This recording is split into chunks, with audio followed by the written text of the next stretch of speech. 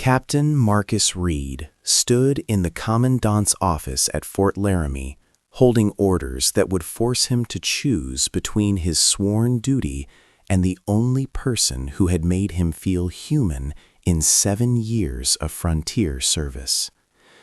The woman he was ordered to bring in, alive or dead, had shown him mercy when she could have let him bleed out in a ravine 3 weeks earlier. Now his commanding officer expected him to repay that mercy with chains. The spring of 1876 brought early heat to the Wyoming Territory, the kind that made wool uniforms stick to skin and turned parade grounds into dust bowls by mid-morning. Captain Marcus Reed had served the United States Army for 11 years, the last 7 spent at scattered outposts along the northern plains.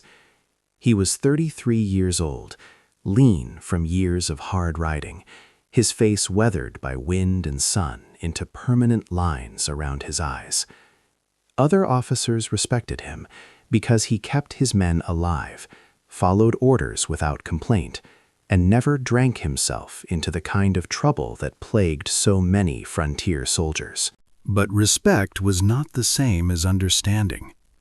No one at Fort Laramie knew that Marcus lay awake most nights listening to coyotes and thinking about the things he had seen. The villages burned, the faces of people who had done nothing except exist in the path of what the government called progress. He never spoke of these thoughts. He wrote them in letters to his sister in Pennsylvania, letters he burned before sending because there were some doubts a soldier could not afford to voice. The fort itself squatted along the North Platte River, a collection of wooden structures arranged around a central parade ground. Supply wagons arrived irregularly. Morale shifted with the seasons. In spring, fresh recruits showed up, eager and ignorant. By winter, those same men sat hollow-eyed in the barracks, having learned that frontier duty meant long stretches of boredom punctuated by moments of violence that arrived without warning and ended without resolution. Marcus commanded a company of 40 men. He knew their names, their weaknesses, which ones could be trusted on patrol, and which ones needed watching. He enforced discipline not through cruelty, but through consistency. His men followed orders because they believed he would not waste their lives carelessly. If you value stories of courage and humanity from the Old West, subscribe for more journeys like this, and share where you're watching from. 60 miles northwest of Fort Laramie, along the Powder River, a Lakota camp moved with the buffalo herds. The camp belonged to a band led by a man the Army knew as Red Cloud, though his people called him differently. Among the lodges lived a woman named Winona, 26 years old, daughter of a respected hunter who had died 2 winters before. Winona had learned healing from her grandmother, could read weather in the behavior of birds, and possessed the kind of practical intelligence that made her valuable to her community in ways that had nothing to do with romance or beauty. She tanned hides with skill that produced leather soft enough for infant clothing and strong enough for winter boots. She gathered medicinal plants from the hills, knew which roots stopped bleeding and which bark brought down fever. When children fell ill, their mothers brought them to Winona's lodge. When hunters returned injured, she cleaned their wounds with boiled water and sage, stitched torn flesh with sinew and bone needles, and spoke to them calmly while she worked so they would not thrash and worsen the damage. In late April, a supply wagon traveling from Fort Fetterman to Fort Laramie vanished. The Army sent out a patrol. They found the wagon burned, 3 soldiers dead, supplies scattered across the prairie. Tracks led northwest. The patrol followed cautiously, found the tracks joined by others, lost the trail in rocky ground, and returned to Fort Laramie with their report. The commanding officer, Colonel Benjamin Carrington, was a career soldier nearing retirement. He had fought in the Mexican War, survived the Civil War, and spent the last decade managing the impossible task of maintaining order across territory too vast to patrol effectively.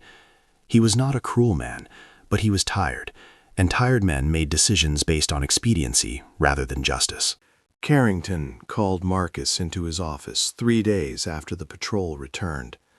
The office smelled of cigars and old paper. Maps covered one wall, showing the territory divided into neat squares that bore no relationship to how people actually lived on the land. "Captain Reed," Carrington began, not looking up from the report on his desk. "You're familiar with the attack on the supply wagon?" "Yes, sir." "One of the surviving scouts claims he saw a Lakota woman near the site before the attack, described her in detail, says she was gathering plants, saw the wagon, and left quickly toward the northwest." Carrington finally looked up. "We believe she warned the warriors who attacked the wagon. We need her brought in for questioning." Marcus felt something tighten in his chest. "Sir, gathering plants isn't evidence of conspiracy." "The scout's testimony places her at the scene hours before the attack. She's a person of interest. I'm sending you with 20 men to locate her and bring her back. The scout will accompany you for identification." Marcus knew better than to argue further. Orders were orders. "Do we have a name, sir?" The scout heard others call her Winona. She's known to the traders as a healer, operates out of Red Cloud's camp, but she moves around. Carrington handed Marcus a folded paper. "Your orders. You leave at dawn." Marcus took the orders, saluted, and left. That night, he sat in his quarters, staring at the paper until the words blurred. He had spent 7 years following orders that troubled him, telling himself that he was just one man in a large machine, that his doubts changed nothing. But this felt different. They were sending him to capture a woman whose only confirmed crime was being in the wrong place at the wrong time. He did not burn this thought in a letter. He packed his gear and tried to sleep. The patrol left Fort Laramie in the cold hour before sunrise. 20 soldiers, Marcus, and the scout, a leathery man named Dalton, who wore buckskins and spoke 3 languages badly. They rode northwest along established trails, following the Powder River into country that grew rougher with each mile. Dalton led them to the site where he had seen the woman. It was a hillside thick with early spring growth, the kind of place someone knowledgeable might gather medicine. Dalton pointed out broken stems, disturbed ground, the route he believed she had taken. Marcus studied the evidence and saw nothing conclusive, but he had his orders. They tracked northwest for 2 days, moving slowly, asking at trading posts and scattered settlements whether anyone had seen a Lakota woman traveling alone. Most people said nothing. One trader, eager for army goodwill, mentioned that a woman matching the description sometimes traveled to a creek 20 miles west to gather a specific type of willow bark. They found the creek on the 3rd day. It ran clear and cold through a canyon lined with willows. Marcus divided his men, posted sentries, and led a smaller group upstream to search for signs of recent activity.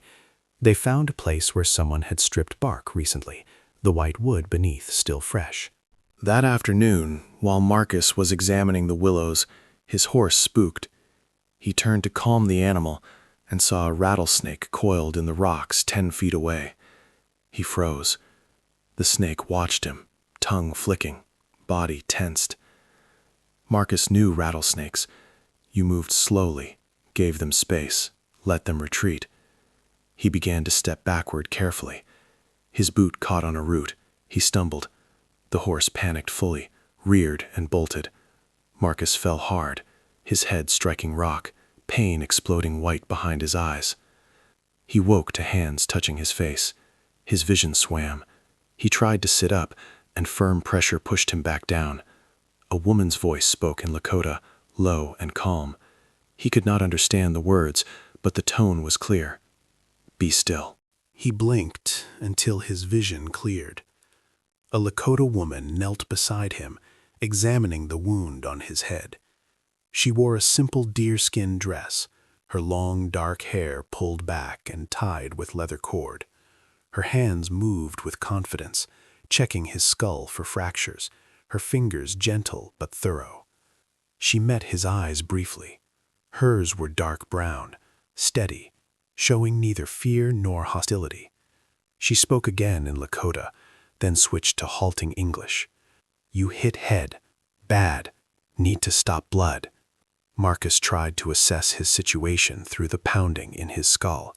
He was injured, alone, and this woman could have left him to die, or worse. Instead, she was helping him.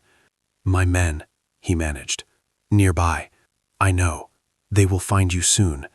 She pulled cloth from the bag at her waist, pressed it against the wound on his head. Be still. She worked quickly, cleaning the wound with water from the creek, applying something that stung and smelled of sage, binding his head with strips of cloth. Marcus watched her face while she worked. She showed no emotion, just focus. This was someone who had tended many injuries, who knew her craft. When she finished, she sat back on her heels. You can move now, slowly. Why are you helping me? She considered the question. You are hurt. I heal hurt people. This is what I do. She gestured to the cloth on his head. Keep clean. Change tomorrow. She stood, gathered her bag, and began to walk away. Wait, Marcus said. Are you Winona? She stopped, but did not turn around. I'm Captain Marcus Reed. I've been ordered to bring you to Fort Laramie for questioning about the wagon attack. Now she turned. Her expression had not changed, but something in her posture shifted, became more guarded. I know nothing of wagon attack. The Army believes differently. The Army believes many things that are not true. She studied him for a long moment. You will do what you will do, but I did not attack wagon. I gather medicine. I heal. I do not kill. Before Marcus could respond, he heard his men crashing through the brush downstream, calling his name. Winona looked toward the sound, then back at Marcus. Something passed between them in that moment, an understanding neither could have named. My debt is paid, she said quietly. You live. We are even. She walked into the willows and vanished. When Dalton and the others found Marcus, they wanted to pursue immediately. Marcus ordered them to make camp for the night. His head throbbed. He needed time to think. The men grumbled, but obeyed. That night, Marcus lay in his bedroll and thought about the woman who had saved his life. The orders in his pocket commanded him to capture her. Everything in his training said she was a fugitive, a person of interest in an attack that had killed 3 soldiers. But his instinct, honed by 11 years of reading people in impossible situations, told him she had nothing to do with the attack. Instinct was not evidence. Orders were orders. He did not sleep well. They tracked Winona for 8 more days. She was good at moving unseen, but Dalton was better at tracking. They found her camps, followed her trail through terrain that grew increasingly difficult. Rocky hills and dense forest, where the patrol had to move single file. Marcus began to suspect she was leading them in circles, testing their determination. On the 9th day, they cornered her in a box canyon. There was no way out except past them. Marcus dismounted and walked forward alone, hands visible and empty. His men waited behind him, rifles ready. Winona stood in the center of the canyon, calm, showing no fear. Her bag lay at her feet, She had nowhere to run. Marcus stopped 20 feet away. "I don't want to do this," he said. "Then don't. I have orders. Orders are not the same as what is right." Marcus felt the truth of that settle in his chest like a stone. "Come with me peacefully. I'll make sure you're treated fairly. You'll have a chance to tell your side." Winona looked at him with something like pity. "You believe the army will listen to a Lakota woman? You are not a fool, Captain. Do not speak like one. I believe I will listen. And when your colonel does not? When they need someone to blame and I am convenient?" Marcus had no answer that would not sound like a lie. Behind him, Dalton called out, "Captain, we doing this or not?" The moment stretched. Marcus looked at Winona and saw someone whose only crime was existing in a place the army considered hostile territory. He thought about the letters he burned, the doubts he never voiced, the slow erosion of the man he had wanted to be. "Stand down," he called back to his men. Dalton rode forward.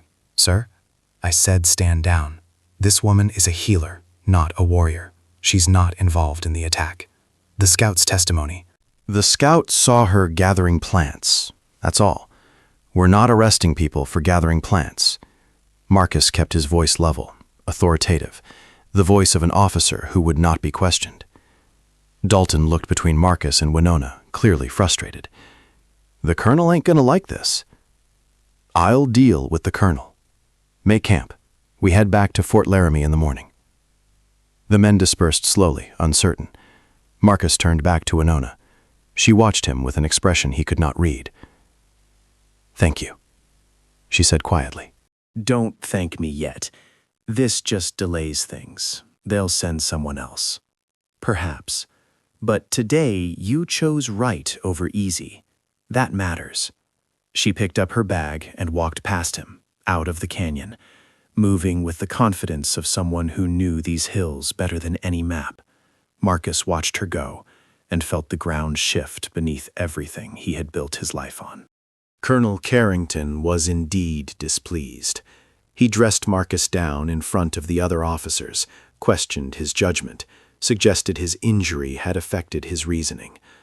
Marcus stood at attention and absorbed the criticism without defending himself. What could he say? That he had looked into Winona's eyes and seen someone who healed rather than harmed. That instinct mattered more than evidence. Carrington reassigned Marcus to fort duty, confined him to administrative tasks while he decided whether to pursue disciplinary action. Marcus spent his days managing supply inventories and writing reports, watching spring turn to summer through the window of a stuffy office. He thought about Winona often. He wondered if she had made it back to her people safely. He wondered if the army would send another patrol. He wondered if she thought about the man who had let her go. In early June, tensions escalated. A Lakota delegation arrived at Fort Laramie to discuss treaty violations, specifically the incursion of miners into the Black Hills. The meeting went badly. The Army representative spoke of necessary expansion. The Lakota spoke of broken promises. Both sides left angry. 3 days later, a nearby ranch was attacked. 2 settlers killed, livestock scattered. The army mobilized immediately, sending multiple patrols to pursue the raiders. Colonel Carrington, desperate to show decisive action, ordered every available man into the field, including Marcus. He was assigned to a large patrol, 40 men under the command of Lieutenant Shaw, a young officer eager to make his reputation. They rode hard, following a trail of broken fence posts and scattered cattle northward into territory where Army presence was thin. On the second day, Shaw led them into an ambush. It happened in a narrow valley, the kind of place any experienced officer should have scouted before entering. Warriors appeared on the ridges on both sides, firing down into the patrol. Men fell. Horses screamed. Shaw panicked, ordering a retreat that turned into a rout. Marcus tried to maintain order, rallying men behind whatever cover they could find, returning fire, creating a defensive position. But the patrol had been strung out over a quarter-mile when the ambush began. Men scattered in all directions. Marcus took a bullet through the shoulder, fell from his horse, and rolled behind a boulder. Blood soaked his uniform. Pain, he would die. The firefight lasted an hour. Then, as suddenly as it started, the warriors withdrew. The patrol regrouped slowly, counting casualties. 8 dead, 12 wounded. Shaw was among the wounded, shot through the leg, white-faced with shock. Marcus tried to stand and nearly passed out. The bullet had gone clean through, but the blood loss left him weak. 2 soldiers helped him onto a horse. The patrol limped back toward Fort Laramie, moving slowly, watching the ridges for another attack. They made camp that night in defensive positions. Marcus refused whiskey for the pain, knowing he needed a clear head. The shoulder throbbed with his heartbeat. He could feel fever building.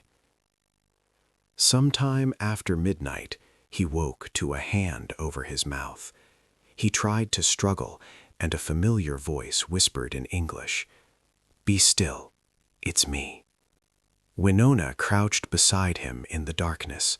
She removed her hand from his mouth and examined his shoulder by moonlight. "You are shot." "How did you find us?" "My people watch army movements. I heard you were wounded." She pulled cloth and medicine from her bag. "This will hurt." She cleaned the wound with something that burned like fire. Marcus bit down on a strip of leather to keep from crying out and waking the camp. Winona worked quickly, packing the wound with herbs, wrapping it tightly with clean cloth. "You need rest," she said when she finished. "The fever will come tonight. Tomorrow you ride slow, or wound gets worse." "Why do you keep saving me?" She met his eyes in the moonlight. "You let me go. You chose mercy. I remember mercy. Your people killed 8 of my men today." Cloth and medicine from her bag. Your people kill Lakota every day. Your people break treaties. Your people take land. Your people dig for gold in sacred hills. Her voice remained calm, stating facts without anger. But you are not all your people. I am not all my people. We are 2 people who have shown each other mercy. That is rare. That is worth preserving. She stood to leave. Marcus caught her hand. "Winona, thank you." She looked down at their joined hands, then at his face. Something shifted in her expression, some barrier lowering. "My grandmother told me that healing is not about choosing sides. It is about reducing suffering. You suffer, I heal. This is simple. This will hurt." "Nothing about this is simple." "No," she agreed, "but the choice is, stay alive. Do what you can to be better than your orders require. This is enough." She slipped away into the darkness, leaving Marcus with a bandaged shoulder and thoughts that would keep him awake for hours. The patrol reached Fort Laramie 3 days later.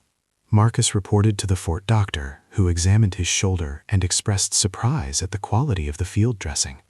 Marcus said nothing about who had provided it. Lieutenant Shaw filed a report blaming the ambush on poor intelligence.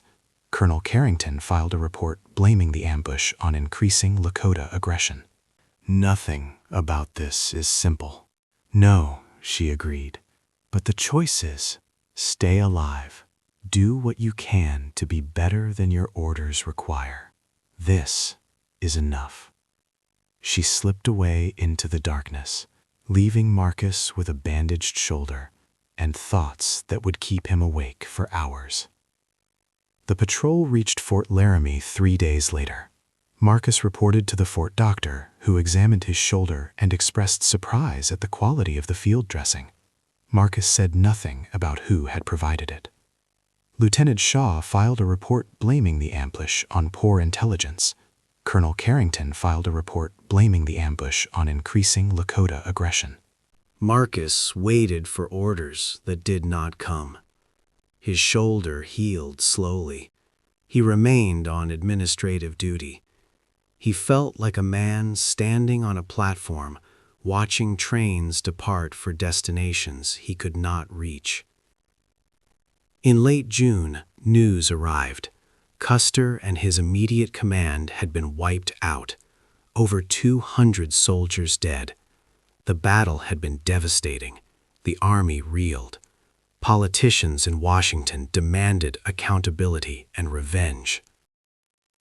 Fort Laramie became a staging ground for retaliatory operations. More troops arrived. More patrols went out.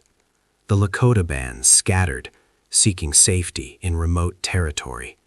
The fragile peace that had never really been peace shattered completely. Marcus watched it all from behind a desk and felt complicit in every death on both sides. In August, Colonel Carrington summoned Marcus to his office. The colonel looked older, worn down by months of escalating violence and pressure from Washington to deliver results. "Captain Reed," he began, "I'm reassigning you to active patrol duty." Marcus said nothing, waiting. "Your shoulder has healed sufficiently.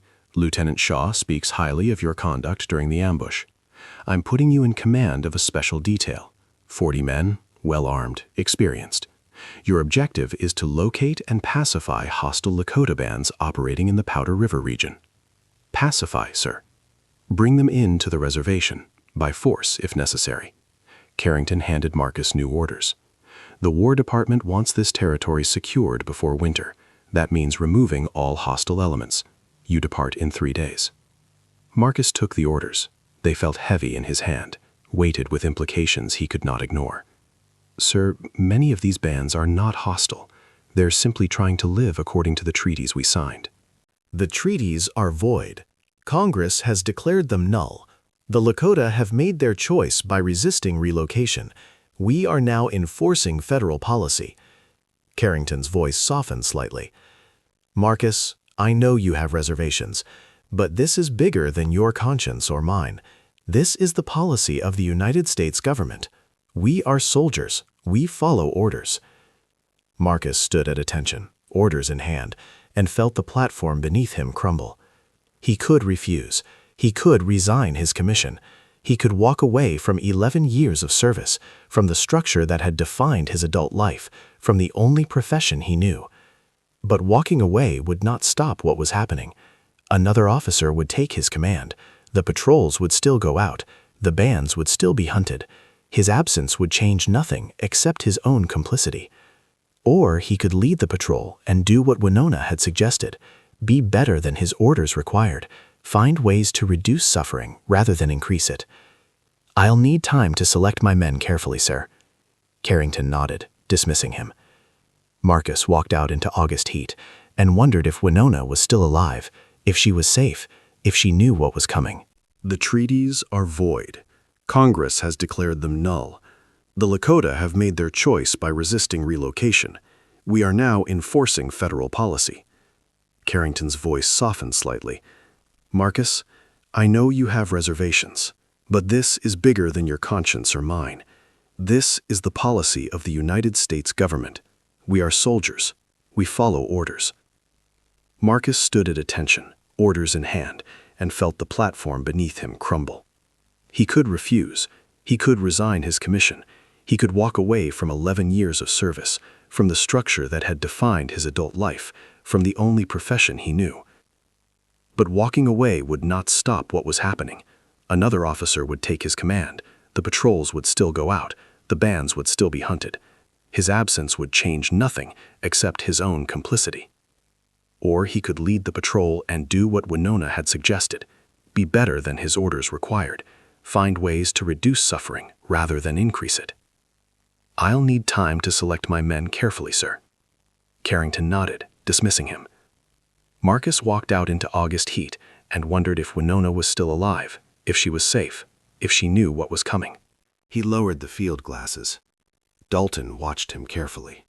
"That's a big camp, Captain. We should report this, get reinforcements." "We're here to assess, not engage."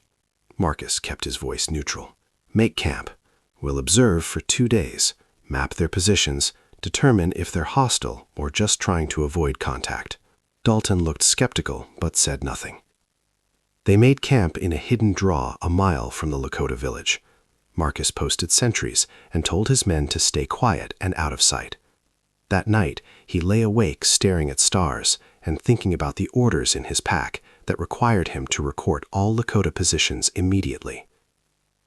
Before dawn, he slipped out of camp and made his way to the ridge overlooking the village.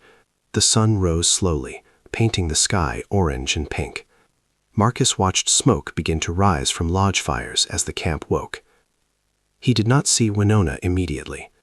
Then she emerged from her lodge, carrying water containers toward the river. She moved with purpose, focused on her task. Marcus watched her like a man memorizing something precious he knew he would lose. He did not mean to be seen, but Winona paused at the river, looked up toward the ridge, and somehow found him despite the distance and his attempt at concealment. She stared for a long moment, then turned and walked back to her lodge without filling her containers. Marcus waited. An hour later, he saw her leave camp again, this time heading away from the village toward a stand of trees. She glanced once toward the ridge where he sat, then vanished into the trees. It was an invitation, or a warning, or both. Marcus made his way carefully down from the ridge, circling wide to approach the trees from the north. He found Winona waiting in a small clearing, standing with her arms crossed, her expression unreadable. "You should not be here," she said without preamble. "I know. You lead soldiers. You will report my people." "I don't want to." "Want does not matter. You are a soldier. You follow orders." Marcus stepped closer. "I've been following orders my whole life, good orders and bad orders. Orders that made sense and orders that made me ashamed. I'm tired of following bad orders." "Then do not follow them." "It's not that simple. If I don't report your camp, another patrol will find it. If I refuse my orders, another officer will take my place. My refusal changes nothing except my own conscience." Winona studied him. "You think refusing changes nothing? But you are wrong. Every person who chooses right over wrong changes something. Maybe something small, maybe just themselves. But that is not nothing. Your people could die because I'm not willing to sacrifice my career." My people could die because your people want our land. You did not cause this. You cannot fix this. But you can choose who you will be inside it. She moved closer, her dark eyes holding his. You let me go once. You showed mercy when you could have shown cruelty. That mattered. It mattered to me. It changed who I believe you to be. What do you believe I am? Someone struggling to be good in a situation that rewards being ruthless. Someone who sees Lakota as people, not enemies. Someone who might do the right thing, even when it costs him everything. The words settled between them like a promise and a challenge. "If I don't report your camp, my men will know," Marcus said quietly. "They'll question my judgment. Some will report me. I'll face court-martial." "Yes, I could lose my commission, my career, everything I've built. Yes, it might not even save you. They'll send someone else, probably." Winona reached out and placed her hand on his arm, the first time she had touched him when he was not injured. "But you will know you tried. You will know you chose right. You will be able to live with yourself. Can you live with yourself if you report us?" Marcus looked down at her hand on his arm. He thought about 11 years of service. He thought about the man he had been when he joined the army, full of ideals about honor and duty. He thought about the man he had become, worn down by moral compromise and justifications for the unjustifiable. He thought about Winona healing him twice, showing him mercy twice, saving his life twice, without asking for anything in return, except that he choose to be better than his orders required. He covered her hand with his own. "No, I can't live with myself if I report you." Something changed in Winona's expression. Not quite a smile, but a softening, a release of tension she had been carrying. "Then you know what you must do. I'm in love with you," Marcus said, the words surprising him even as he spoke them. "I don't know when it happened, probably when you saved me the first time, or when you came to me in the night after the ambush, or just now, standing here telling me I can choose who I want to be. I'm in love with you, and I'm going to lose everything because of it, and I don't care." Winona was quiet for a long moment. When she spoke, her voice was soft. "In my language, there is a word. It means to see someone truly, not who you want them to be, not who they pretend to be, but who they are, in their heart, in their struggle. I see you truly, Marcus Reed, and what I see is worth loving." She leaned forward and kissed him, brief and gentle, a gesture that carried more weight than any passionate embrace. When she pulled back, her eyes were bright. "You must go now. Take your men away. Tell them you found nothing worth reporting. Some will believe you, some will not, but you will have chosen." "Come with me," Marcus said suddenly. "Leave the camp. We'll go somewhere the army can't find us, Montana, Canada, somewhere." "And leave my people when they need healers most, when winter is coming and soldiers are hunting us? I cannot do that." She squeezed his hand. "You have your duty. I have mine. We both must choose what we can live with. When will I see you again?" "If we are meant to find each other, we will." She stepped back, breaking contact. "Go, Marcus, before your men come looking, before you lose the courage to do what is right." Marcus wanted to argue, to find some solution where they could be together and his men would not report him and her people would be safe. But he was not a fool. There was no such solution. There were only hard choices and uncertain consequences. He stepped back, memorizing her face in the morning light. "Thank you," he said, "for everything.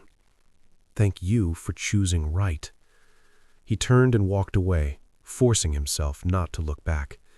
When he reached his camp, Dalton was waiting, arms crossed, expression knowing. "Found something interesting on your morning constitutional, Captain?" "No," Marcus said flatly. "I scouted the village. It's not hostile. Mostly women, children, and old men, not worth engaging." Colonel's orders were to report all Lakota positions. Colonel's orders were to locate and pacify hostile elements. That camp isn't hostile. I'm not wasting army resources on peaceful people.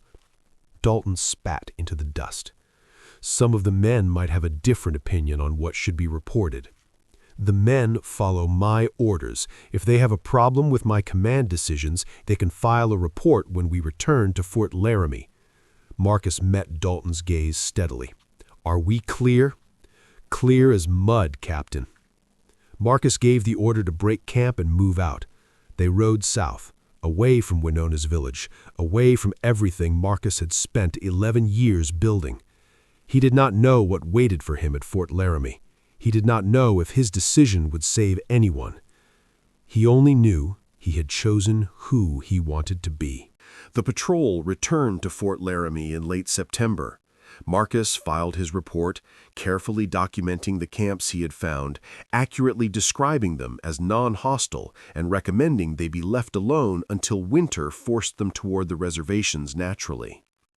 Colonel Carrington read the report in silence, then looked at Marcus with tired eyes. "This is not what Washington wants to hear." "It's the truth, sir." "The truth and what Washington wants are rarely the same thing." Carrington set the report aside. "3 of your men filed complaints. They claim you deliberately avoided engagement with a sizable Lakota camp. They claim you're compromised, unable to perform your duties objectively." Marcus said nothing. I'm recommending a formal inquiry. You'll be restricted to the fort until the board convenes. That'll be all." Marcus saluted and left. He spent the next 6 weeks confined to quarters, writing his defense, knowing it would not matter. The army needed officers who followed orders without question. Marcus had questioned. He had chosen mercy over duty. That was unforgivable. The Board of Inquiry convened in early November. 3 senior officers heard testimony from Marcus's men, read his reports, examined his service record. They asked Marcus to explain his decisions. He told them the truth. He had found camps that posed no immediate threat and had chosen not to engage them. The board deliberated for 2 days. They found Marcus's judgment had been compromised. They recommended he be allowed to resign his commission rather than face court-martial. It was a mercy, allowing him to leave with some dignity intact. Marcus signed the papers on a cold November morning. He was no longer Captain Marcus Reed. He was just Marcus, 33 years old, with no clear future and no regrets. He packed his belongings, said goodbye to the few men who still respected him, and rode away from Fort Laramie toward an uncertain future. He rode northwest. Winter came early to the Wyoming Territory that year. Snow fell in October, heavy and relentless. The Army patrols pulled back to their forts. The Lakota bands hunkered down in protected valleys, enduring the cold, waiting for spring. Marcus traveled alone, living off the land as best he could, trading what little he had for supplies at scattered settlements. He asked carefully about Lakota movements, about a woman healer, about camps along the Powder River. He found her in January. Her camp had moved to a sheltered canyon 40 miles northwest of where he had seen her last. Marcus approached in late afternoon, riding slowly, hands visible. Warriors met him a quarter-mile from camp, weapons ready. He told them he sought Winona, that he meant no harm, that he was no longer a soldier. They made him wait in the cold while they consulted. Finally, Winona emerged from the camp and walked toward him. She wore heavy furs against the winter wind. Her face was thinner than he remembered, worn by months of hardship. She stopped 10 feet away. "You are no longer Army." "No." "You gave up everything." "Not everything, just my commission." "Why are you here?" Marcus dismounted, stood before her in the snow. "Because I love you. Because I chose who I want to be, and that person wants to be with you, if you'll have me." Winona looked at him for a long time. The wind blew snow between them. Finally she spoke. "My people are dying. The Army hunts us. The reservations are prisons. The buffalo are disappearing. This is not an easy life to choose. I'm not looking for easy. I'm looking for right." She smiled then, a real smile that transformed her face. "Then you have found it." She took his hand and led him toward the camp, toward a future neither of them could predict, but both were willing to face together. History does not record what became of Marcus Reed and Winona. The frontier was a place where people could vanish, where official records were incomplete or lost, where 2 people willing to live outside the margins of civilization could make a life away from those who wanted to define them. But the lesson of their story endures. Choosing right over easy requires courage. It requires a willingness to sacrifice what is comfortable for what is true. It requires seeing people as individuals rather than categories, as humans rather than enemies. Marcus lost his career, his status, everything he had built, but he gained something far more valuable. He gained the ability to live with himself. He gained love born from mutual respect and shared values. He gained a life aligned with his conscience rather than opposed to it. Sometimes doing the right thing costs everything, but the cost of doing wrong, living with compromise, building a life on moral cowardice, becoming someone you cannot respect, that cost is steeper and lasts longer. If you've been moved by this journey of courage and conscience, subscribe for more stories from the Old West that explore the difficult choices people faced on the frontier, and share where you're watching from in the comments below. In the end, we all face moments where we must choose between what is easy and what is right, between duty and conscience, between following orders and following our hearts. The measure of our character is not whether we face these moments, everyone does, but what we choose when they arrive. Marcus Reed chose love over duty, mercy over orders, conscience over career. In doing so, he became not a soldier who followed commands, but a man who followed his heart towards something true. And in the vast, unforgiving landscape of the American frontier, that kind of courage was the rarest thing of all.